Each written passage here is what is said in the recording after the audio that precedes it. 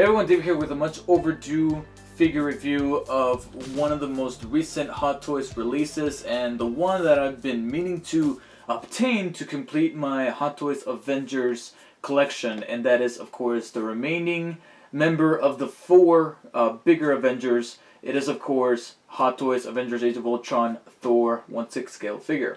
So before I actually tackle the figure itself, I'm going to talk about the packaging very briefly, because this box, the actual packaging itself is very similar to the one that Captain America came in, so there's not much to it. You can see Thor right there. He's kind of drawn out like a concept art, but it's definitely a photorealistic concept art drawing of Chris Hemsworth as Thor. You see the big A in red. You got a red and blue pattern going on. And then, of course, right there you see Avengers Age of Ultron in the middle. And then a little sticker here promoting a particular feature of the figure that I'll talk about later on. And that's really about it for the front. You got the side here. You got really a great background. And then silver lettering. It says Thor 1/6 scale collectible figure. On the back you got a big red A with some black. And then you got the credits. And I believe Japanese? Yeah, I believe Japanese, as well as some warning signs and whatnot. And then on the other side you got the continuation of the artwork in red with the little Mjolnir silver symbol right there. And at the top you got Thor 1/6 scale figure. At the bottom you got Avengers Age of Ultron, and that is really about it. Now, I did say it was very similar like the one that Captain America came in, so obviously you could go ahead and remove the sleeve here to reveal a window pane, a plastic window pane that reveals the figure inside. And then when you set this to the side, you already saw the top and the bottom. Sides is pretty much identical. You got Thor 1/6 scale figure. Got a Mjolnir symbol. Mjolnir, meow meow, as Kat Dennings said in Thor. And then in the back you got literally just black with a little bit of a design going on there, Thor. And then you got the credits in English this time. That's really about it for the packaging, so let's go ahead and take Thor out.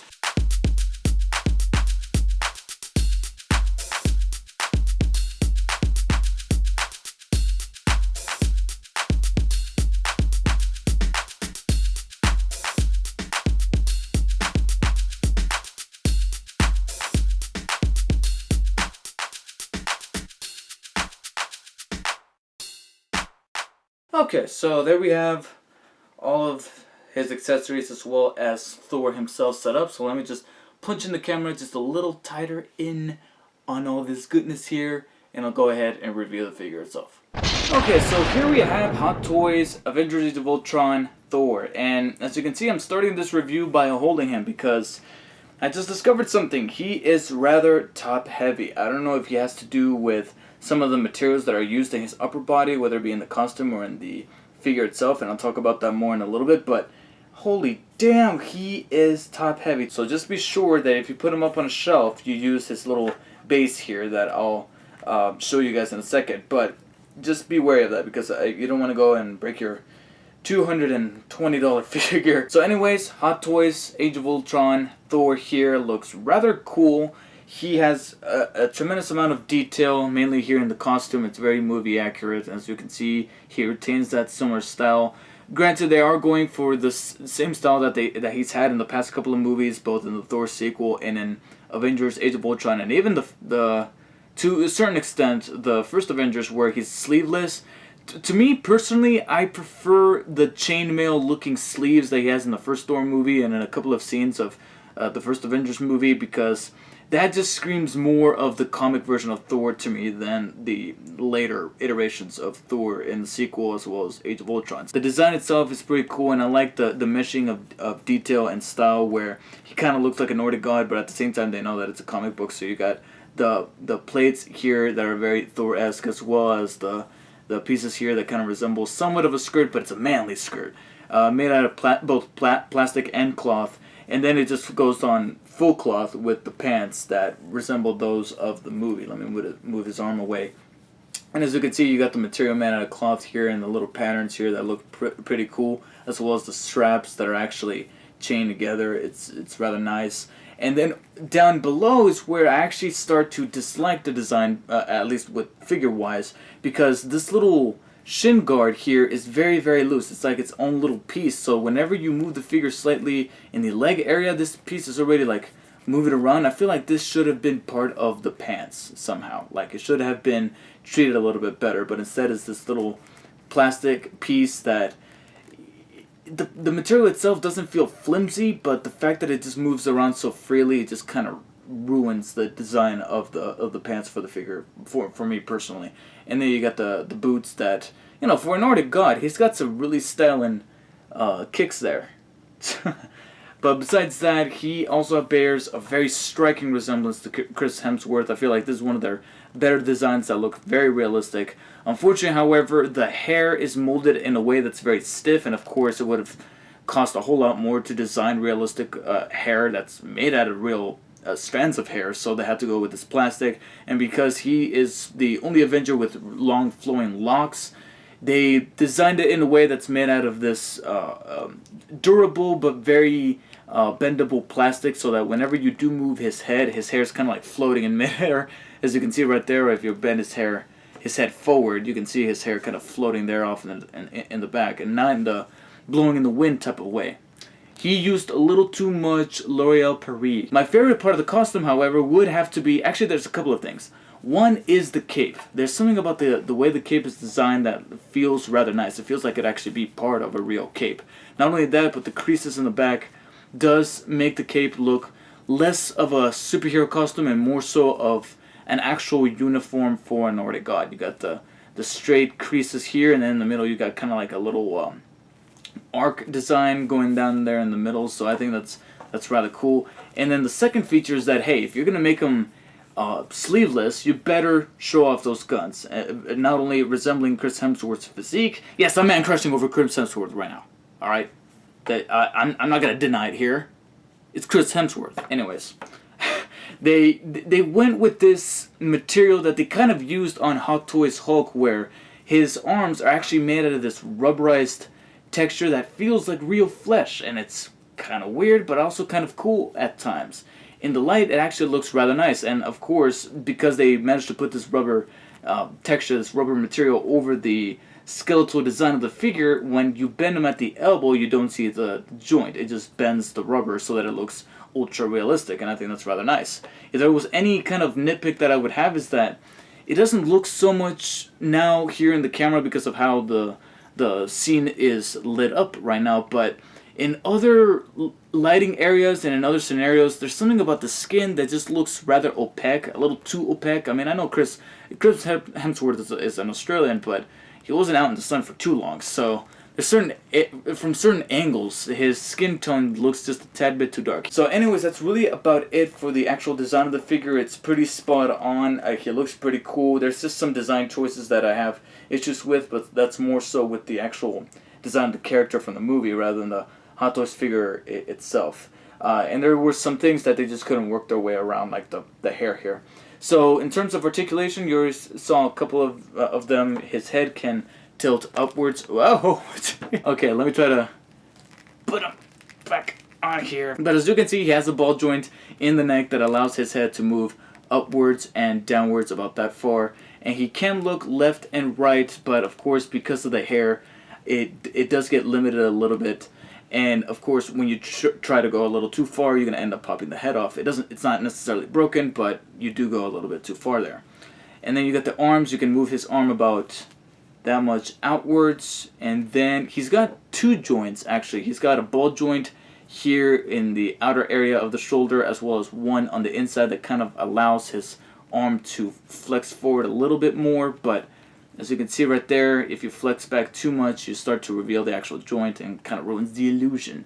And as I demonstrated before, he's got an elbow joint inside of the skeletal frame of the figure that allows the arm to bend about that much inwards, as well as that far outwards like a regular human would.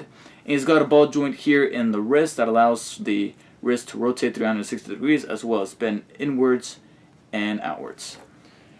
Now, because of the way his costume and his overall outfit is designed, there's legitimately no waist articulation. The figure itself might have some, but because this cannot be removed, and it's advised that you don't, there's none. There's none throughout here. I tried bending the figure a certain way, and you can kind of feel the articulation slightly, like that much, but that's really about it. And don't even try, because you will break something. So moving on to the legs, he can move his leg about that far forward at the top, and then about that far back, as far as the costume allows, because again, he's wearing these really tight pants, so he can't really move all that much. And same thing goes for the inward and outward mobility, where he can move his legs about that much out and then that much far in. He can bend at the knee about 90, a little beyond 90 degrees actually, as you can see right there. Of course, can't really move forward because the human body doesn't allow that. And then lastly, he's got a ankle pivot that allows his ankles to move about that far forward, that far down, and then left, right, as you can see there, for a variety of poses.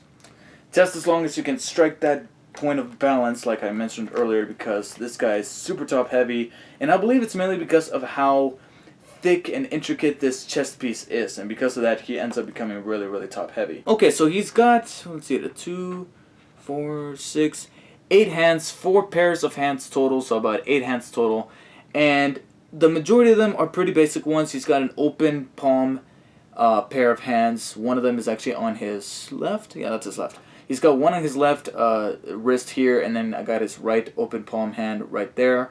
Like I said, pretty standard, matches his skin tone again. You got some slightly closed hands that I actually got both of them right here. Slightly closed hands that are somewhat relaxed, because nobody walking around like this. Like this. So you got that. You got then 2 fisted hands, as you can see right there, for any kind of punching pose that you want to put him in. And then lastly, the rather mandatory pair of hands that need to come with Thor, you got 2 hammer holding hands that are molded to look like he's holding Mjolnir in his hand. And I have one of them right there, and then his other one is of course on his right wrist, because I was displaying him with his hammer. Before I get to the hammers, however, he does come with a base. Unlike Hulk, he is affordable enough to have a base come with him, and it's pretty standard. It's like I said, it's mostly on par with Captain America. Just like the packaging, the base is pretty standard. He's got that A symbol right there that's covered in electricity, and then in the front you got the little silver plate that says Avengers: Age of Ultron Thor. It's pretty cool. And of course it comes with a little stand, and inside it has a little piece of wire that allows it to hold the figure up. So now that I have talked about the base and have assembled it itself, I can go ahead and freely use it to hold the figure up, because I'm tired of being paranoid of this thing falling forward and breaking. Let me move the hands out of the way, and now come my favorite accessories, which are of course the Mjolnir hammers, and he actually comes with 2, which is rather cool. I was expecting him to come with just basically 1, but he came with 2 Mjolnir hammers, and I think that's rather cool.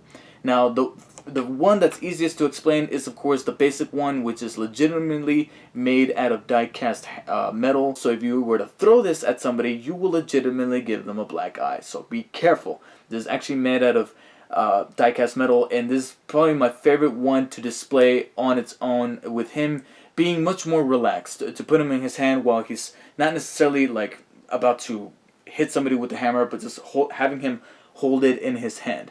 Now, keep in mind that I was complaining about him being slightly top heavy. Adding this hammer will make him even more top heavy, especially if you decide to actually pose him. I don't know if I can get it in his hand. If you actually decide to pose him with, hold on, let me get him out of the base. If you decide to pose him holding the hammer over his head or above shoulder level, then yeah, you're gonna have some weight problems there. So the base is highly encouraged to be used. Plus the wrist joints, similar to I think it was Captain America, are very frustrating, especially when you're interchanging wrists. He does come with an extra pair of ball joints, so in case you do break one, you got a replaceable one, because it's almost like Hot Toys expects you to break some, because it was a bitch to get the hammer hand and the open palm in there, because he came, I think, by default with the fisted hands. I can't remember for certain, but I had to interchange them, and they're really, really frustrating. But anyways, here he is with the die-cast metal hammer, and he looks rather cool. The other hammer is actually made out of plastic, but the reason for why it's made out of plastic is because this little guy actually has a little bit of an electronical feature.